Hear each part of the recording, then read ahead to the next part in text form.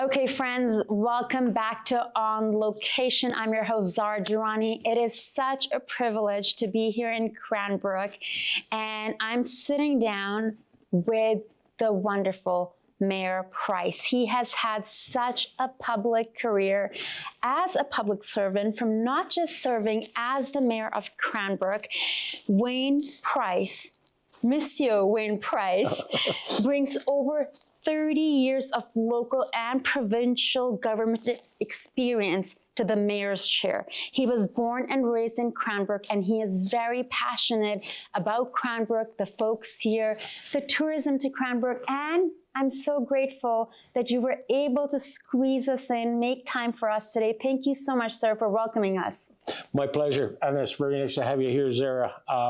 We're not squeezing you in. Trust me, we'd make time for you. I truly appreciate it. I had the opportunity to meet Mayor Price over the weekend. It was pouring outside. We had a very brief introduction, and I had asked individuals before, could I get in an interview with the mayor? And several folks had told me, I'm not going to say who, he's too busy, he's not going to have time, you have to book months in advance. And Mayor Price was very generous, and he said, call the office, and thanks to Missy, here we are. So a bit more about the mayor. He was the fire chief for the city of Cranbrook, 10 years as an inspector and regional fire commissioner for the province of British Columbia. In addition to extensive managerial experience, Wayne brings considerable expertise and knowledge of the city of Cranbrook operations and budget process. So the perfect man for the job. What a resume. You obviously love Cranbrook. I do. You know, I'm extremely passionate about Cranbrook. I do love Cranbrook. I'm third generation. And certainly, you know, I remember back to the days of my grandfather. My grandfather immigrated from Wales as a teenager, and it was just all about Cranbrook. His whole life was all about Cranbrook. And, you know, now in my, I would say my latter working in days of my career, and you know, giving back to Cranbrook, I think of him often with his passion. I totally understand his passion. Amazing. Now, I was just sharing some of your bio, but I would love to hear more of your backstory from you. Can you share a bit about your personal background, working in the fire hall? You've given so much of yourself to the city. What led you to this career in public service? Well, yeah, I think sometimes life just takes you there. Certainly for me it was. You know, I was in construction. Prior to joining the fire service, I was in the piping trades. I was a plumber, pipe fitter, gas fitter. I spent 10 years in the trades. I had an opportunity to join the Cranbrook Fire Department in 1985. It just felt like the right thing to do. I didn't fully understand, you know, what they did in the day, but, you know, and construction at that time, it wasn't that dependable. You know, it was kind of up and down and in and out, and it was a secure job. I had a young family. So I joined the fire department, and, you know, I looked at it as a commitment. If I do something, I'm very committed to it, and I always have been. So when I joined the fire department, it was a commitment to serving the people of Cranbrook, which was very clear to me, but also you committed to my co-workers, especially in the fire service. I think I was really fortunate maybe to get into public service through the fire service. I personally believe that your level of commitment is higher at the start. You have a commitment, a life safety commitment, or possibly a loss of life commitment to your comrades and to the people you work with. And you know that going in, you better understand that. So I had a clear understanding of that. And yeah, so I do understand that level of commitment. And you're working as a team. It's not just you on your own. It's taking care of everyone together. And a big part of that is service. I have so much respect for our firefighters, for our first responders. So that's where your public service career started. What inspired you to run for the mayor of Cranbrook? And was there a moment or an issue that inspired you towards leadership? I think it was probably when I came back in, it was 2005, the chief's position opened up. I came back to Cranbrook, applied for the chief's position, come back to Cranbrook as the fire chief. And there were some challenges at that time. And nothing better than a challenge, because to me, it's so important that if you're doing something, there has to be some form of accomplishment or achievement. Mm-hmm. That's the satisfaction. You know, to me, money has not ever been in my top 3 priorities when I'm working. You know, it has to be something I believe in, and something I'm passionate about. So, public service. I really learned public service, you know, when I started the fire department, and I spent 15 years in the province. And I think that's where I saw a different side of it. It wasn't just about responding. When I worked for the province, I worked with the fire commissioner's office, as I said, and it was about solutions. So we dealt with problems that the fire services communities had, and, you know, we're dealing with legislation. The particular office I worked in, and the supervisor I had the mentality that we go in and solve the problems. We don't tell them what they need to do. You get a consensus, and that's part of approach. You know, it's about approaching people. How you approach people is the same way you're going to approach the problem. If you're going in my view, of going in for solutions, you come in with a totally different demeanor than you would if you're just going in to fix something. It's the mindset, and that's the conversation we were having off camera as well, about mindset and work ethic. And I think that's something that anyone watching can take into any line of work. So thank you for sharing that. How has your perspective on the community changed since stepping into your role as the mayor? I've always been very, very passionate about the community. I think my level of compassion is probably at a higher level now.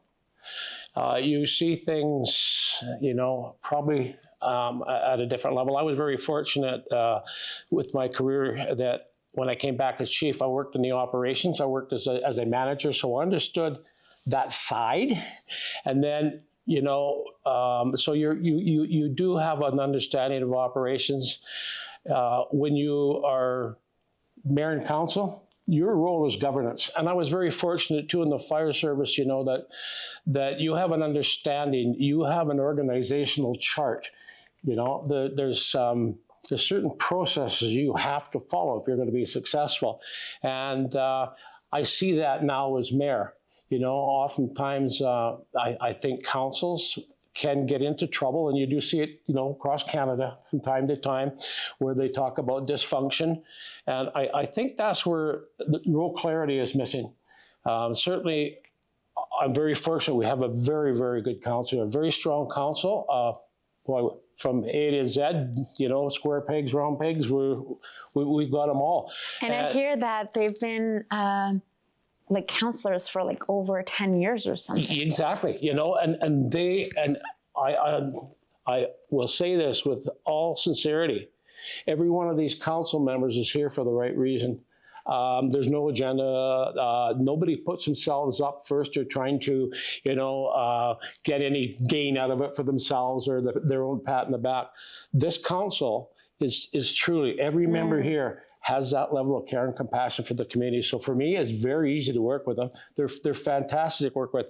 But I think that's where they saw the real clarity as well, is we are at a governance level.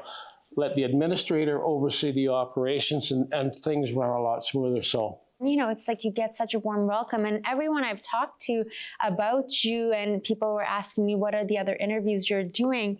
And I mentioned that I'm meeting you, and they're like, you're going to love meeting the mayor. And, you know, no one had a bad thing to, they were just like, he is, you know, so devoted to public service, and also your career that you've had. You know, being the fire hall chief, it's really incredible. Thank you for that. I'd love to hear, you know, this is my first time in Cranbrook. So we were talking a bit about golfing earlier. For anyone out there, you know, coming from the coast, coming from Vancouver, and perhaps planning a trip to, you know, planning a summer weekend, long weekend getaway, or during the week getaway, because I really like weekday getaways. What would you suggest to someone, you know, hey, when you come on down to Cranbrook, this is what you must experience? Well, certainly with what's happened, pardon me, south of the border, I think people are certainly considering, let's stay in Canada, let's stay in BC, let's support, you know, our area now. 100%. So, you know, I think there's a lot of people, certainly from the lower mainland, you know, they may go into the Okanagan. We see people from the Okanagan, a lot of people from Alberta that do visit the Kootenays, these Kootenays.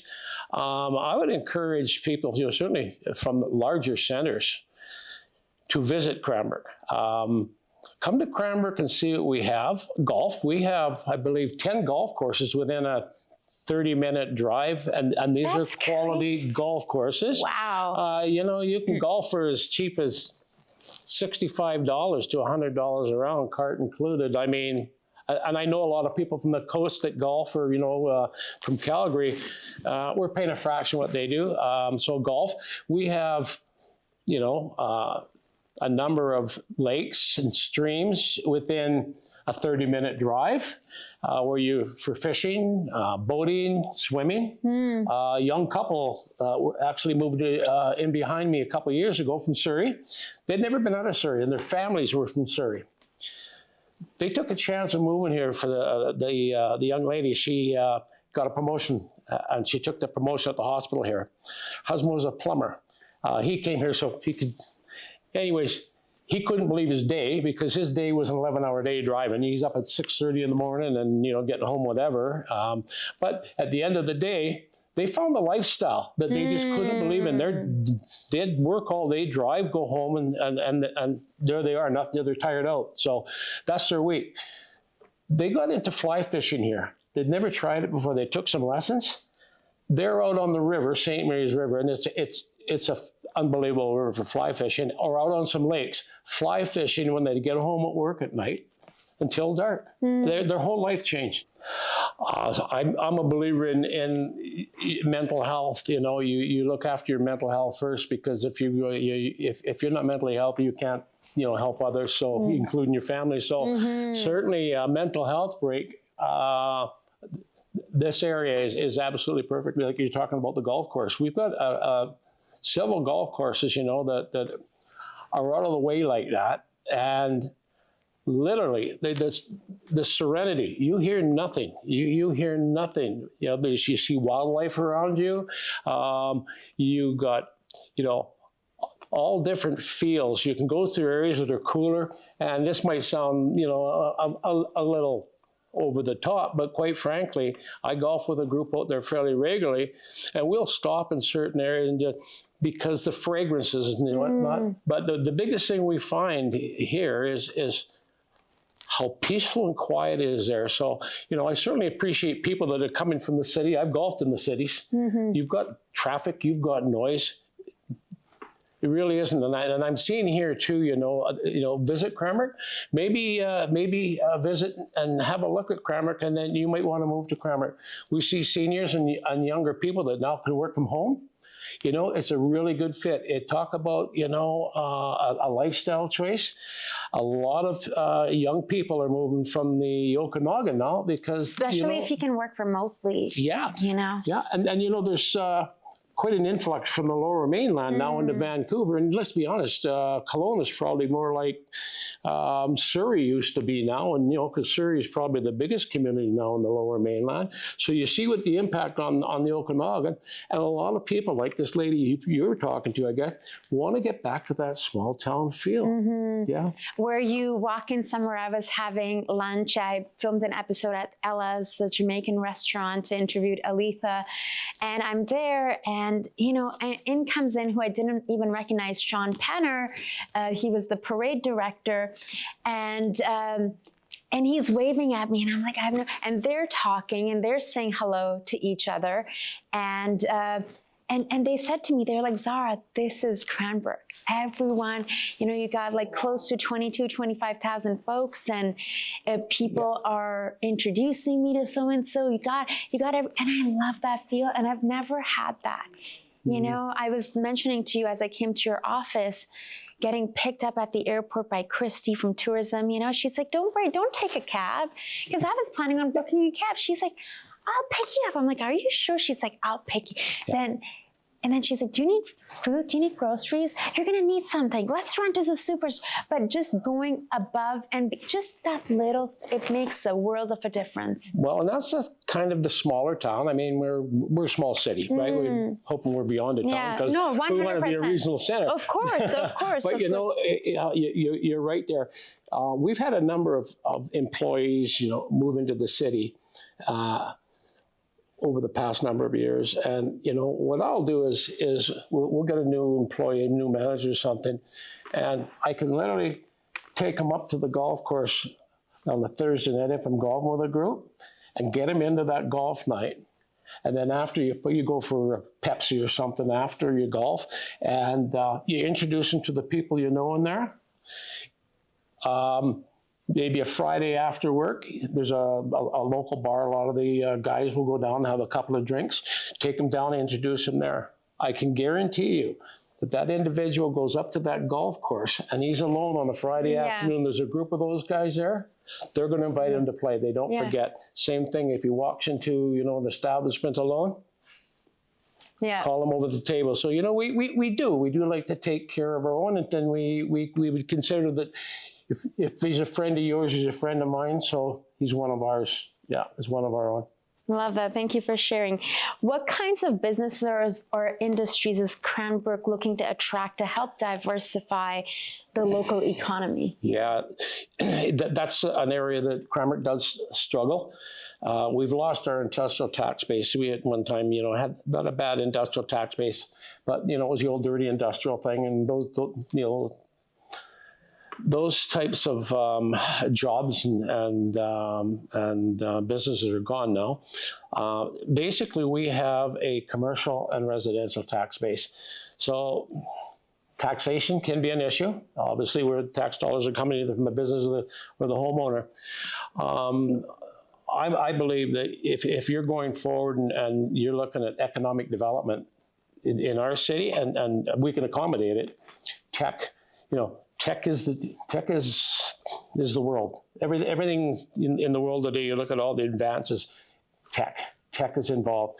So, you know, technology, I look at that. Maybe we couldn't get a company in right away, but one thing I'm looking at promoting, and I would like to get down to Vancouver this year, is working from home. A lot of tech industry now has young professionals that can and are working from home. Well, we just talked about it. You know what? For what they're paying for their basement suite with probably 2 windows in it in Vancouver, let's be honest, they can be into a decent house, middle of the road house in Cranbrook. So it's a great starter for them. So I certainly see that, you know, going forward as a good start. Cranbrook has certainly seen steady growth in recent years. What are some of the priorities at the moment when it comes to development and infrastructure? Well, certainly housing. And then, you know, what I was just talking about bringing people in, new workers or seniors for, I guess, lifestyle balance, you know. Certainly, I see that, I lost my thought there.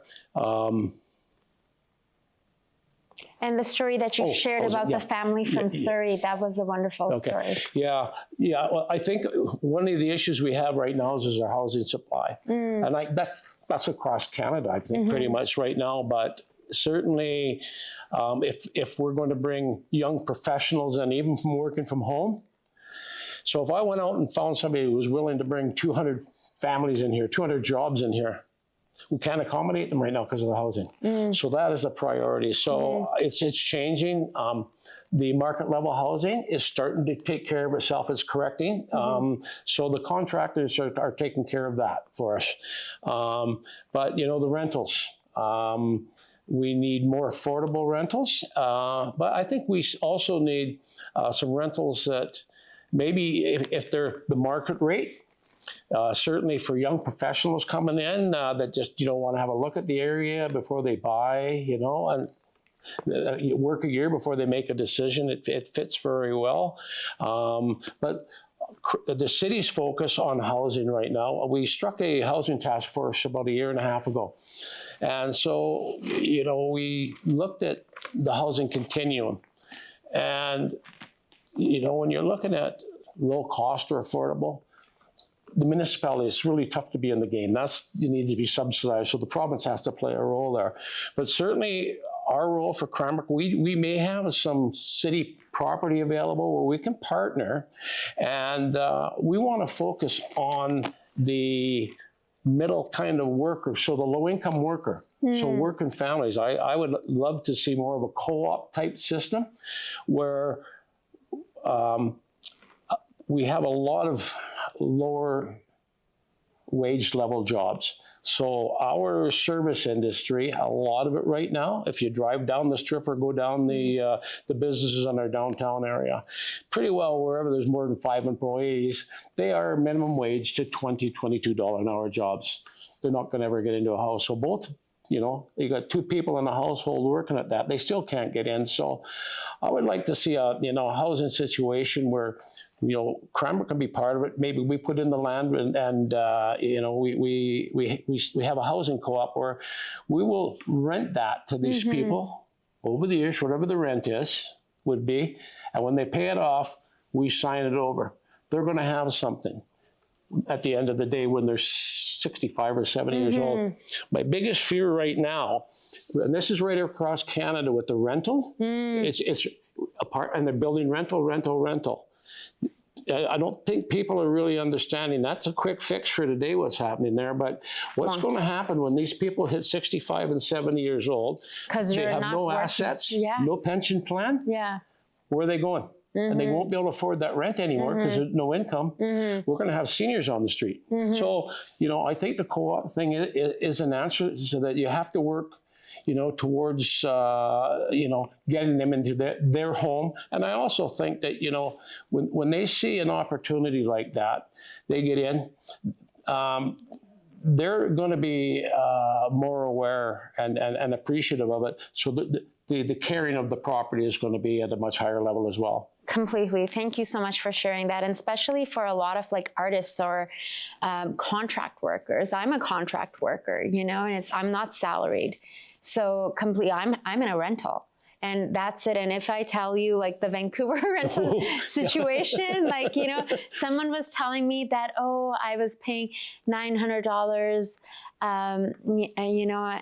for an apartment and didn't want to share it. And I'm like, man, I'd love to, I would love to have that. What a dream to pay $900. What makes Cranbrook a unique place to live, not just for families, but also for young professionals? I know we've talked about it quite a bit, but I think personally for me, what stands out is the nature. And when I'm hearing from folks, whether it's rentals or also to purchase, certainly more affordable than Vancouver. Yeah, we're probably one of the most affordable communities in the province. It's certainly even in these Kootenays, we're probably we're the largest city, but we're probably the most affordable. So there's that bonus there. I think anybody that comes to Cranbrook and hopefully we are number 1 in sunshine hours in British Columbia. So we have more sunshine hours than anybody else in British Columbia. So we also have the clear blue skies, which you can't beat a clear blue sky. I think I heard the number. It was 2,200. Is that correct? I'm not sure what it is. Okay, it's something like that. And I said, that's incredible. Yeah, we don't get the gray month or 2 or 3. Even in our winters, they're a little cooler. But you got a blue sky and you can dress for that. The humidity's not there. But certainly I think if you're here and you got a blue sky and you're anywhere in Cranbrook and you look out at the landscape and you look at the mountains, they're spectacular. We have mountains in all directions, and the Rocky Mountains, the Purcell Mountains, You'd always have to go to the Alps or something to compete with it. So we have that. I think certainly we have pretty well all the amenities, you know, that a large city. We don't have a Costco yet, but we're hoping. But, you know, certainly for activities, for youth, we have pretty well every program that you could get in a major city.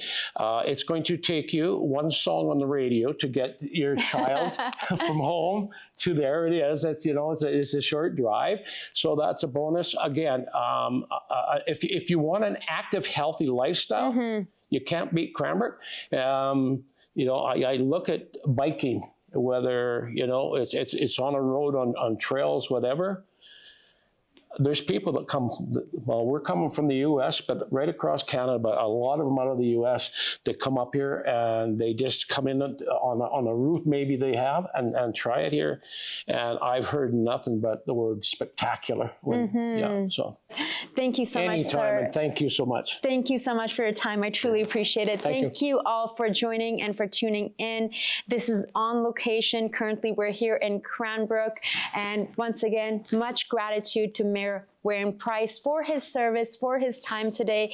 I'm your host, Zara Durrani. The show is brought to you with the support of TELUS StoryHive, and I'll see you soon.